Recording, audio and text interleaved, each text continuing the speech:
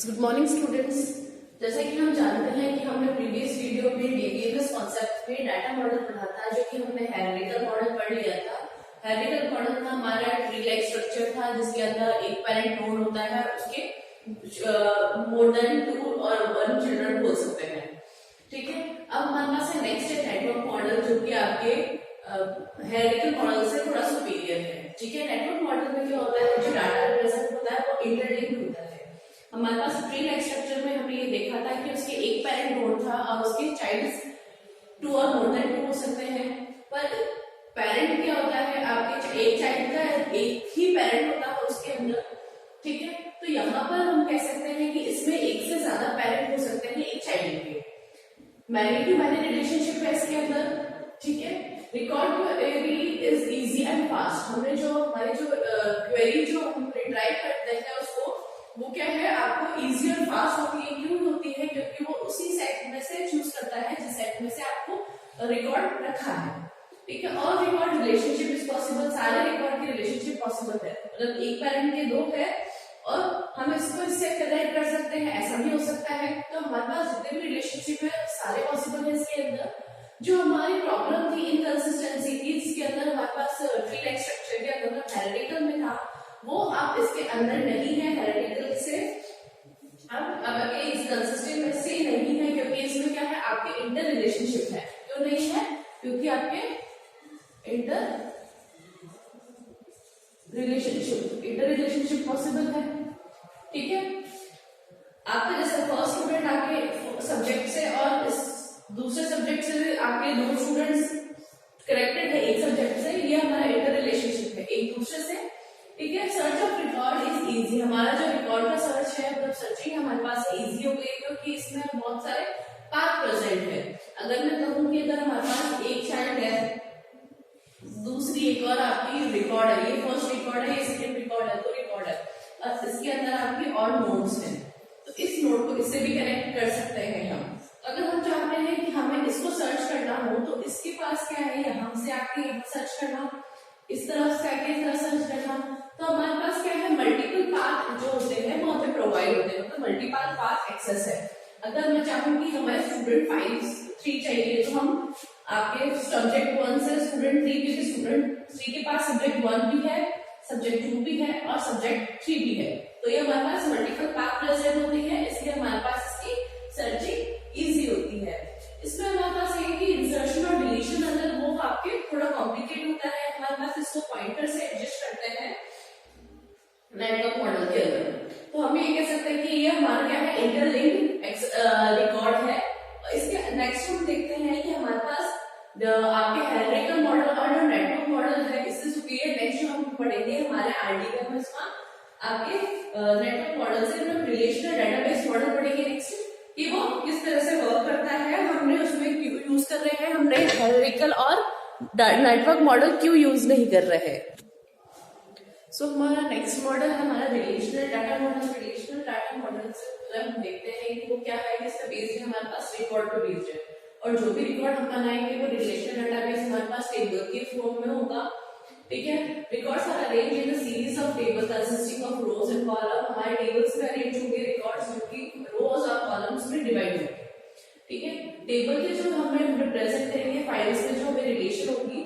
ठीक है, टेबल को रिप्रेजेंट करते हैं फाइल से, जो कि हम उसको बोलते हैं रिलेशन।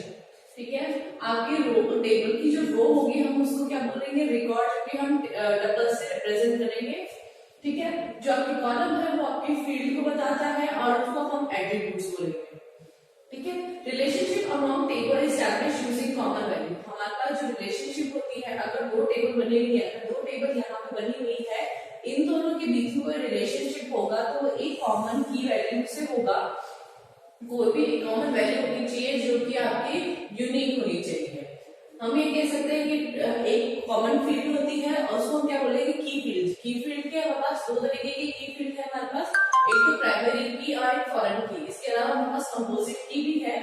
अगर हम कह सकते हैं कि अगर हमारे पास ये 2 टेबल दे रखी है, ये दोनों ही स्टूडेंट डाटाबेस है, एक में हमारे पास स्टूडेंट की इंफॉर्मेशन है, मतलब आपकी जो भी इसकी पर्सनल इंफॉर्मेशन है वो है, और दूसरा आप अपना उसके मार्क्स की टेबल है, जो भी उसके मार्क्स आए हैं उसकी टेबल है। तो दोनों ही उसी स्टूडेंट से रिलेटेड है, किसी स्टूडेंट का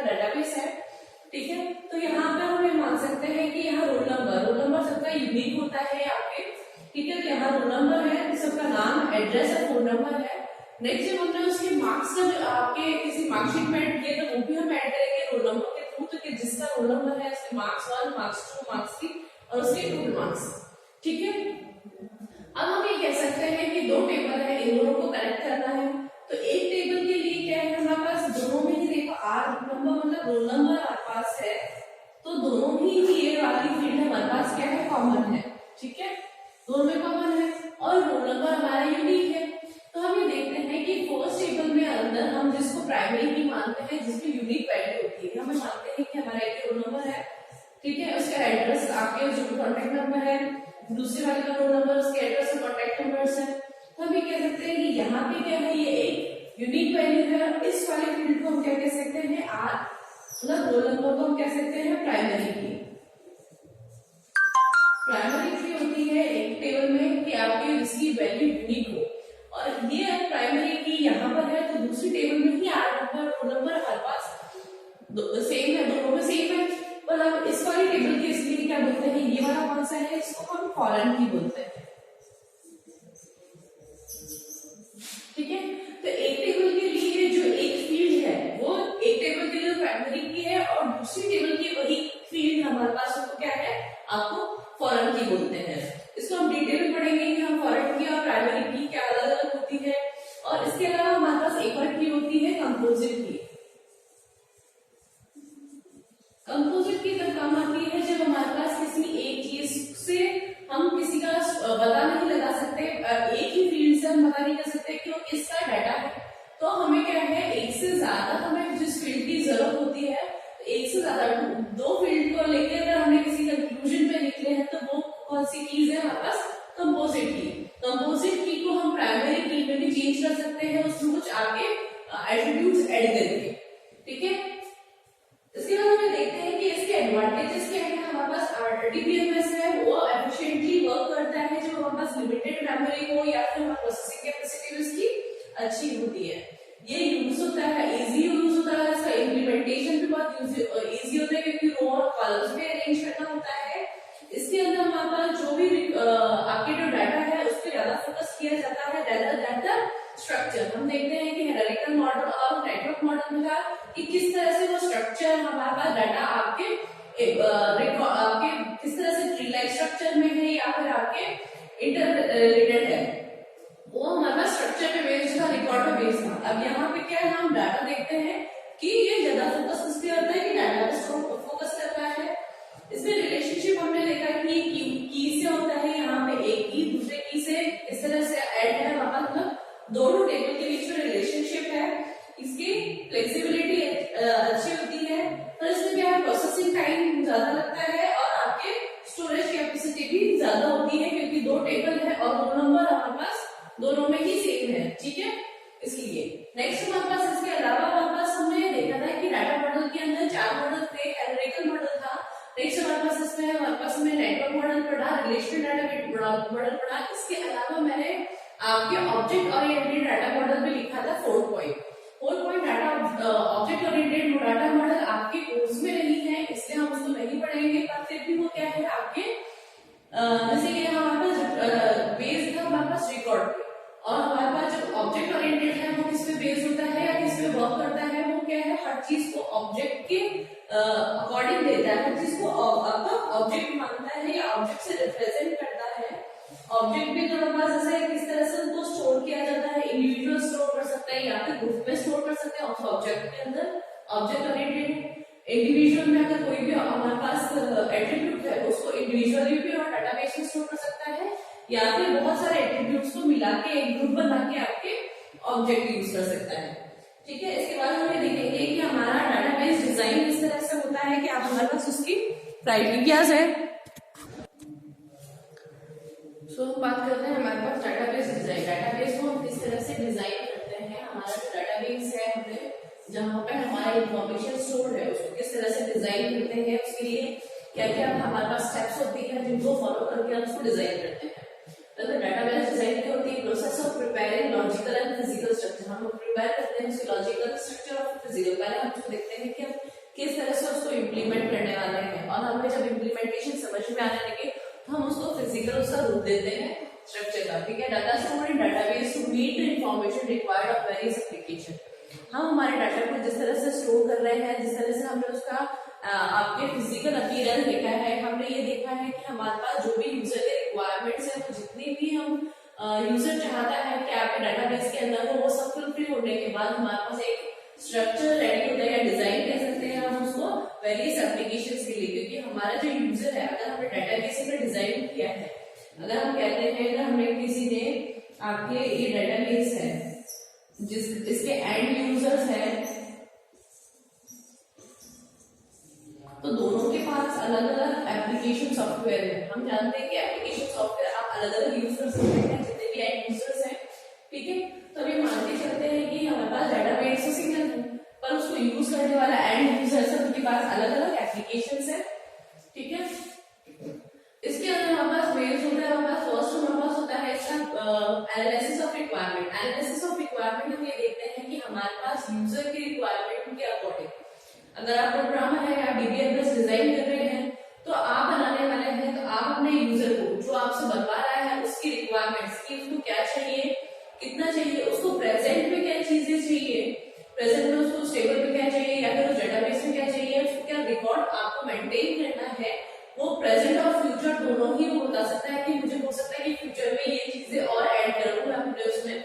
तो इसका एनालिसिस हम पहले से करके रखते हैं कि यूजर की जो भी रिक्वायरमेंट है प्रेजेंट और फ्यूचर के लिए, वो सारी इंफॉर्मेशन हमारे पास कलेक्ट करते हैं, उसका एनालिसिस करते हैं, और उसके बाद नेक्स्ट हमारे पास है कंसेप्चुअल डाटाबेस डिजाइन। फिर हम क्या करते हैं कि आपको जितना भी आपने इंफॉर्मेशन को कलेक्ट किया है उसको इंडिपेंडेंट डीबीएमएस के लिए, तो आपको रिकॉर्ड कलेक्ट करने के बाद उसकी डिटेल डिस्क्रिप्शन पता करनी होगी। जैसे अगर हमने कितनी आपके एंटिटीज होंगी, मतलब एंटिटीज हमारे पास जितने फील्ड्स हैं, आपके एंटिटीज के बारे में, उनके रिलेशनशिप के बारे में, एक दूसरे से अगर एक टेबल बनी हुई है, दूसरी टेबल से किस तरह से आपकी रिलेशन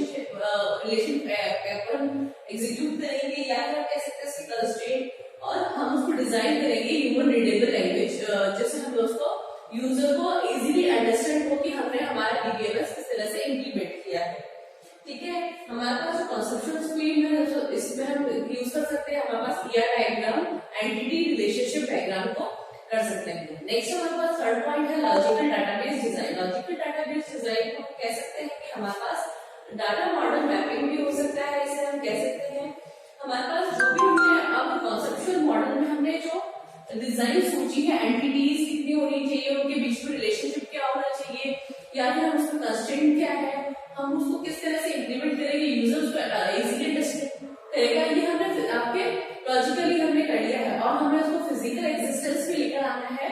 लॉजिकल डाटाबेस डिजाइन के अंदर हम उसको डिजाइन करते हैं ताकि आपको कॉन्सेप्चुअल मॉडल को एक्चुअल इंप्लीमेंटेशन करते हैं हमारे पास डाटाबेस के अंदर। आपके जो एक्सटर्नल व्यू है, बनाकर हमारे पास देखते हैं कि हमारे पास डाटाबेस है, उसका फिजिकल लेयर है, फिजिकल लेयर के बाद कॉन्सेप्चुअल लेयर है, और उसके बाद आपका व्यू लेवल है। तो व्यू लेवल के अंदर जो भी आपको जिस तरह से आपको आपकी पेज शो होता है या फिर डाटाबेस शो होता है, वो हम यहाँ पर डिस्कस करते हैं कि किस तरह से हमारा पेज शो होगा। नेक्स्ट हमारे पास है इसमें refinement of schema. Refinement of schema को हम कह सकते हैं कि हमारे पास फिजिकल जो हमारे पास होती है कि किस तरह से आपको आपके डाटाबेस है उसको अगर हमारे पास रिडंडेंसी है या फिर आपके कोई भी प्रॉब्लम है डाटाबेस के अंदर, तो उसको आपके नॉर्मलाइजेशन के थ्रू रिफाइनमेंट किस तरह से होगा, हमारे पास नॉर्मलाइजेशन, जो कि हमारा एक टॉपिक है इसी चैप्टर के अंदर। हम इसको डिटेल में नॉर्मलाइजेशन को पढ़ेंगे, ठीक है। नेक्स्ट हमारे पास है physical database design. Physical database design के अंदर हम ये मानते हैं कि हमारा जो डाटाबेस है जिसको हमने यहाँ पे हमारा फिजिकली इसको एक रूप दिया है, आपने जैसे मान लिया कि हमने टेबल का रूप दिया है, हमारे पास ये आपके फिजिकल एग्जिस्टेंस में आ गया, मतलब आपका रियल वर्ल्ड में आ गए।